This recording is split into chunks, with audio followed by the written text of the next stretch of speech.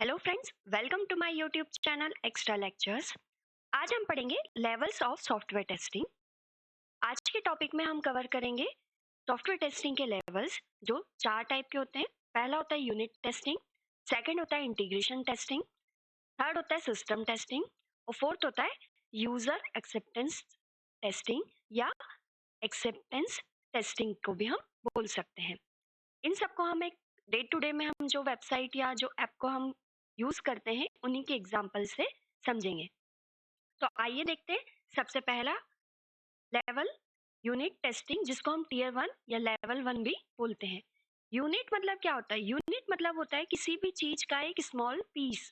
ठीक है, यहाँ पे हम बात कर रहे हैं प्रोजेक्ट, मॉड्यूल या सॉफ्टवेयर की। तो सॉफ्टवेयर, प्रोजेक्ट या मॉड्यूल का एक छोटा सा स्मॉलेस्ट पीस को हम बोलेंगे यहाँ पे यूनिट।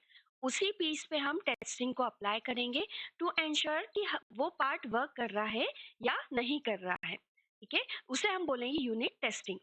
किसी भी एक बड़े से प्रोजेक्ट का या एक मॉड्यूल का छोटा सा हम स्मॉलेस्ट पीस को हम चेक करेंगे, उसको टेस्ट करेंगे और वो प्रॉपरली एंश्योर करेंगे कि वो सही से चल रहा है या नहीं चल रहा है, जो एक्सेप्टेड और जो एक्चुअल आउटकम है वो मैच हो रहा है या नहीं हो रहा है। ठीक है, अब unit testing is done by developers. Developers करते हैं यूनिट टेस्टिंग को, टेस्टर नहीं करता है। Unit testing is done by developers. ठीक है, ये इंटरव्यू में पूछते हैं यूनिट टेस्टिंग कौन परफॉर्म करता है, सिस्टम टेस्टिंग कौन परफॉर्म करता है, इंटीग्रेशन टेस्टिंग कौन परफॉर्म करता है। तो जो हमारा यूनिट टेस्टिंग रहता है वो डेवलपर परफॉर्म करता है। Code is thoroughly tested stand alone before processing to another unit। ठीक है, तो यहाँ पे हम thoroughly चेक करते हैं, टेस्ट करते हैं कि हमारा जो कोड है वो प्रॉपरली एग्जीक्यूट हो रहा है विदाउट एनी एरर, और जो हम चाहते थे एक्सपेक्टेड आउटकम जो था हमारा, वही एक्चुअल आउटकम आया है या नहीं आया है। ठीक है, unit testing helps to find early bug. Unit testing बहुत ज़रूरी है। क्यों? क्योंकि अगर स्टार्टिंग में ही बग को हम एरर को फाइंड नहीं कर पाए तो लास्ट में जाके वो एरर पास ऑन होती रहेगी। तो जैसे ही हमारा एक मॉड्यूल का एक छोटा सा यूनिट रेडी होता है, उसे हम सबसे पहले टेस्ट करते हैं। डेवलपर ही ये टेस्ट परफॉर्म करता है।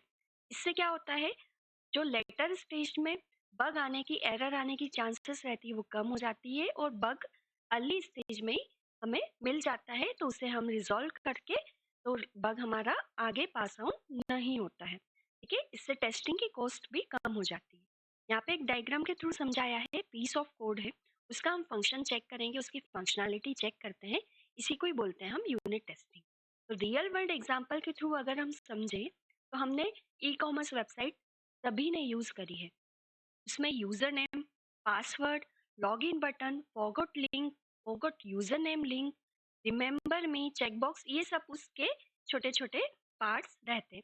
तो इनको हम बोलेंगे एक लॉगिन पेज का, एक वेबसाइट के, ई कॉमर्स वेबसाइट के लॉगिन पेज का एक ये छोटा सा मॉड्यूल है। ठीक है, लॉगिन मॉड्यूल है, उसमें user name, password, login button, ये सब क्या है उसके और पीसेस हैं, इसको हम बोलेंगे यूनिट। तो हम चेक करेंगे यूजर नेम डाल के, यूजर नेम एंटर हो रहा है कि नहीं हो रहा है, जो उसकी वैलिडेशन लगा था उसमें वो प्रॉपरली हम एंटर कर पा रहे हैं या नहीं। इन सबको हम इंडिविजुअली चेक करेंगे। ठीक है, बाद में इन सबको हम इंटीग्रेट कर देंगे, एक कर देंगे, कंबाइन कर देंगे और उसे फिर से चेक करेंगे। सबसे पहले हम चेक करते हैं यूजर नेम में, यूजर नेम हम एंटर कर पा रहे हैं कि नहीं कर पा रहे हैं, उसकी वैलिडेशन क्या थी। पासवर्ड, लॉगिन बटन को हम क्लिक कर पा रहे हैं कि नहीं कर पा रहे, क्लिक करने के बाद वो हमें आगे हमारे डैशबोर्ड या होम पेज पे फॉरवर्ड कर रहा है या नहीं कर रहा है, फॉरगॉट लिंक पे क्लिक हो रहा है कि नहीं हो रहा है, कहीं वो 404 एरर तो नहीं दे रहा है आगे पेज पे। ये सब चीजें हमें इंडिविजुअली चेक करना है, इसे हम बोलते हैं यूनिट टेस्ट। अब क्या हुआ, ये इन सबको, इन यूनिट को हमने टेस्ट कर लिया, अलग अलग छोटे छोटे पीसेस को टेस्ट कर लिया। अब उन्हें हमने इंटीग्रेट कर दिया, मर्ज कर दिया, कंबाइन कर दिया। फिर आप चेक करेंगे क्या वो कंबाइन होने के बाद प्रॉपर वर्क कर रहा है कि नहीं कर रहा है। अभी तक क्या था, यूजर नेम में एंटर करा हमने यूजर नेम, तो वो एंटर हो गया, पासवर्ड में एंटर किया हमने पासवर्ड, तो एंटर हो गया। लॉगिन बटन भी इंडिविजुअल चल रहा था, बट जैसे ही अब हमने तीनों को कंबाइन किया और पासवर्ड यूजर नेम डाला और लॉगिन पे जैसे ही मैंने हिट किया बटन, अब वो प्रोसेसिंग में आ गया, वो कहीं मुझे लेके ही नहीं जा रहा, वो बटन एक्ट ही नहीं कर रहा है। तो अब हमें एक पूरा इंटीग्रेट करके चेक करना पड़ेगा, क्या प्रॉपर वो इंटीग्रेशन के बाद परफॉर्म कर रहा है या नहीं कर रहा है। इसे हम बोलते हैं इंटीग्रेशन टेस्टिंग। ठीक है, it is done by developer plus tester. Basically इसे हम टेस्टर ही परफॉर्म करते हैं, डेवलपर सिर्फ यूनिट टेस्टिंग परफॉर्म करता है और अब टेस्टर इसे इंटीग्रेशन टेस्टिंग परफॉर्म करता है यहाँ से। ठीक है, अब यहाँ पे हम क्या चेक करते हैं, उसकी फंक्शनैलिटी चेक करते हैं, कहीं वो एरर तो नहीं दे रहा है। Generally, developer build different modules of the system or software simultaneously and don't focus on others. अब क्या होता है, छोटे छोटे जो यूनिट्स हैं वो अलग अलग डेवलपर डेवलप करते जाता है, बिल्ड करते जाता है, उसे वो चेक भी करते जाता है। फिर हमारे पास एक टेस्टर के पास आता है पूरा एक लॉगिन पेज, अब वो उस लॉगिन पेज को चेक करेगा। They perform extensive black and white box functional verification, commonly known as unit test, on the individual modules. अब इंडिविजुअल पे चेक कर लिया, अब यहाँ पे हमने कंबाइन कर लिया ब्लैक और वाइट बॉक्स टेस्टिंग टाइप्स हम आगे देखेंगे अगर आपको पता है अभी। तो ब्लैक बॉक्स सिर्फ हम फंक्शनैलिटी को सिर्फ हम चेक करते हैं कि जो हमारा आउटकम आया है वही चाहिए था या नहीं चाहिए था, एक्सपेक्टेड और एक्चुअल आउटकम मैच हो रहा है या नहीं हो रहा है। वाइट बॉक्स में हम क्या चेक करते हैं, उसकी फंक्शनैलिटी। ठीक है, एक्सपेक्टेड और एक्चुअल आउटकम पे तो हम फोकस करते हैं, बट वो उसकी फंक्शनैलिटी वैसे ही परफॉर्म हुआ है या नहीं जैसा हम चाहते थे। ठीक है, हम और डिटेल में ब्लैक और वाइट बॉक्स टेस्टिंग आगे पढ़ेंगे। अभी के लिए इन तरह की टेस्टिंग का हम यूज करके एक इंटीग्रेशन टेस्टिंग को परफॉर्म करते हैं। अब इंटीग्रेशन टेस्टिंग का एग्जाम्पल, जैसे हमने अभी देखा यूनिट 1, यूनिट 2 या मॉड्यूल 1, मॉड्यूल 2, मॉड्यूल 3 और मॉड्यूल 4, ये एक ई कॉमर्स वेबसाइट के 4 मॉड्यूल है। सपोज मॉड्यूल 1 में क्या है, this is the search box visible to user where they can enter text and click the search button. ठीक है, सर्च बॉक्स है, उस पर यूजर सर्च करेगा और सर्च करने के बाद उस पे सर्च बटन पे क्लिक करेगा और उसने जो भी सर्च किया है, टेक्स्ट डाला है, वो सर्च होके आ जाएगा। ये एक मॉड्यूल है, ये हमने यूनिट टेस्टिंग में ऑलरेडी उसको टेस्ट कर चुके हैं। बट अब हम क्या चाह रहे हैं, इन चारों मॉड्यूल को कंबाइन करके चेक करें कि हमारा जो इंटीग्रेटेड फॉर्म आया है उस ई कॉमर्स वेबसाइट का, वो प्रॉपरली वर्क कर रहा है या नहीं कर रहा है। सेकेंड मॉड्यूल क्या क्या है, इट इज अ कन्वर्टर और इज इन सिंपल हम बोल सकते हैं टेक्स्ट टू एक्सएमएल कन्वर्टर है हमारा। ठीक है, थर्ड है module, it is called engine module which send XML to data to send the database, data to database। ठीक है, अब जो हमने टेक्स्ट टू XML करा है उसे ये थर्ड वाला मॉड्यूल क्या कर रहा है, उसे इंजन है वो क्या करेगा, डेटाबेस में इस डेटा को सेंड करेगा। ठीक है, फोर्थ वाला मॉड्यूल क्या है हमारा, डेटाबेस। इस तरीके से अब हमारा पूरे चारों मॉड्यूल को अब हमने इंटीग्रेट किया और चेक किया कि वो प्रॉपरली फंक्शनल पार्ट में है या नहीं है। ठीक है, तो ये हो गया हमारा इंटीग्रेशन टेस्टिंग। अब थर्ड आता है सिस्टम टेस्टिंग। अब इंटीग्रेशन के बाद एक होल ओवर अब हमारा सिस्टम बन के रेडी हुआ है। चारों मॉड्यूल्स को अब हमने चेक कर लिया, पहले इंडिविजुअली चेक किया यूनिट वाइज, देन उनको इंटीग्रेट करके चेक किया।